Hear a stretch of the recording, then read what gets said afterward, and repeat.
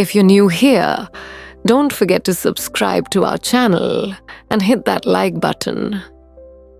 Your support helps us bring more unforgettable stories to life. Today I want to share a story I never thought I would live through, let alone speak about out loud. My name is Anna and I'm 45 years old. If someone had told me 10 years ago that I would one day stand here recounting the most painful and complicated chapter of my life, I would have laughed in disbelief. Life, as I've learned, has a cruel way of testing you. It places you in situations where your heart, your values, and your judgment collide violently, tearing you between choices you never imagined you'd face. This is not just a story about family. It's not only about loyalty or love or trust. It's about what happens when all three break apart in a single moment. This is the story of how someone I raised, someone I considered my own flesh and blood, crossed a boundary I never thought possible, and how that night reshaped everything I believed about myself, about marriage, and about the meaning of family. 13 years ago, I met Michael. He was a kind man, though life had left him scarred. He was a widower, raising his 9-year-old son, Liam. At the time, I had no children of my own.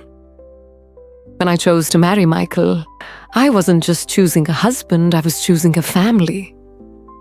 I stepped into the role of a stepmother with open arms. Liam was quiet, withdrawn, but there was a gentleness about him that touched me instantly. He had his father's hazel eyes, but behind them lived the longing of a child who had already lost too much. That day, I made a decision: if I couldn't give birth to him, I would still give him a mother's love. From school drop-offs and birthday parties to late-night fevers and whispered bedtime stories, I was there. I brushed his messy hair out of his eyes. I kissed the bruises childhood always brought.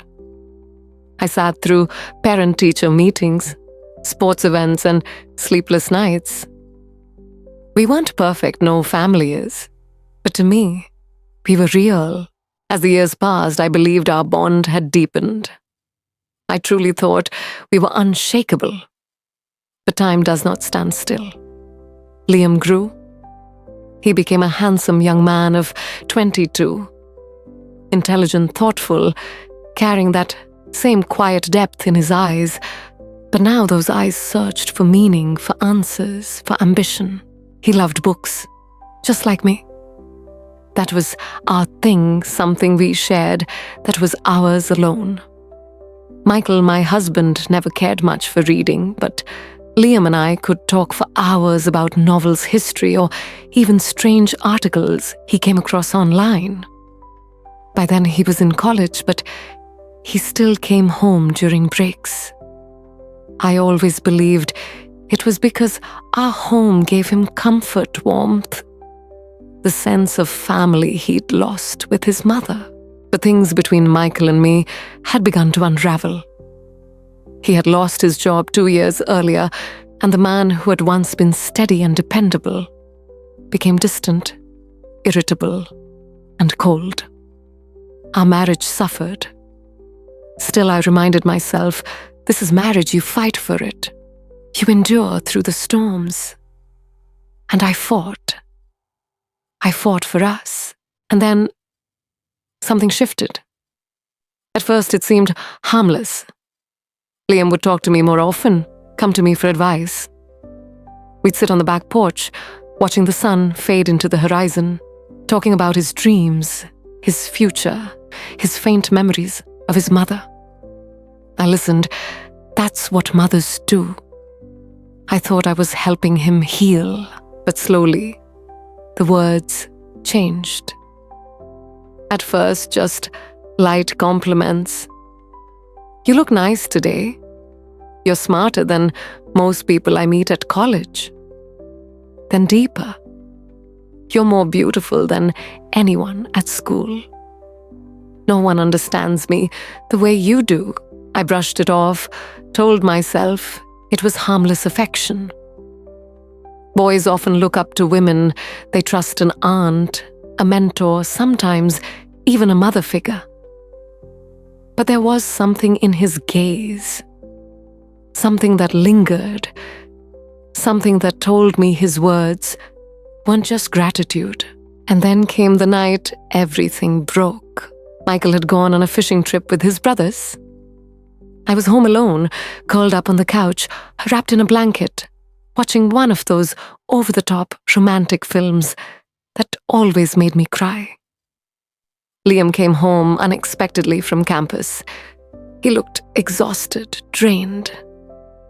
I asked him to join me. It felt natural, just like 100 times before. We sat together. The movie played, though neither of us was watching. He asked me questions, personal ones, about my dreams, about what I had sacrificed for this family. I laughed them off until he said the words that cut through me. You deserve more than the life you've been given. I turned to him startled. His eyes held sadness, but behind it, something else. I tried to change the subject, but then he reached for my hand. Just a fleeting touch, but my body stiffened.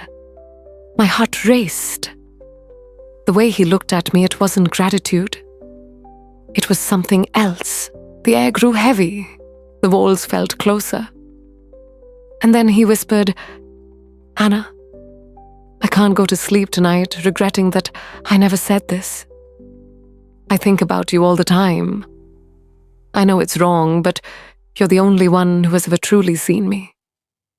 And I see you too. I see how lonely you are. The words struck like a blow.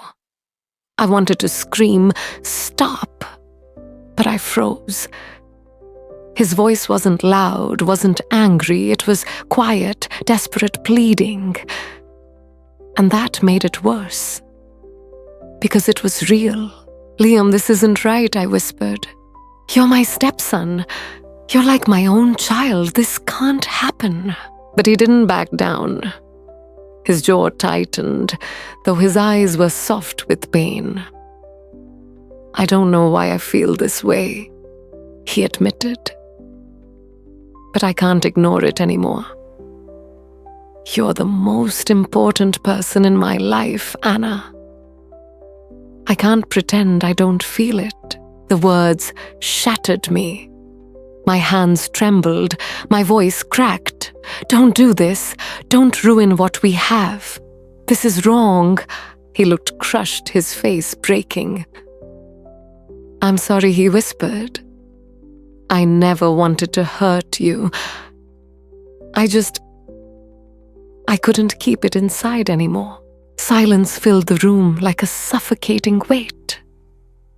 I wanted to rewind time to erase everything, but there was no going back. The bond we had was cracked beyond repair. Finally, he stepped back.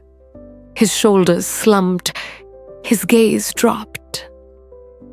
I'm sorry, he whispered again, so softly, the silence nearly swallowed it. Then he walked away.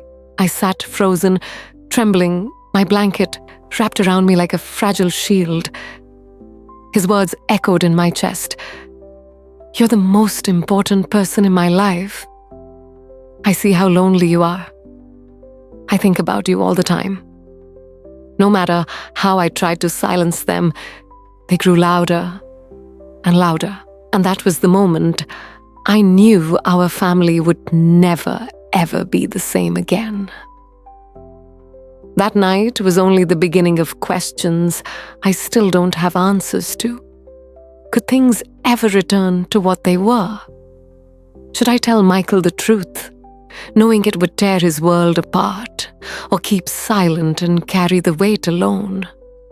I don't know where this path will lead us. All I know is that one confession, spoken in the quiet of our living room, changed everything forever.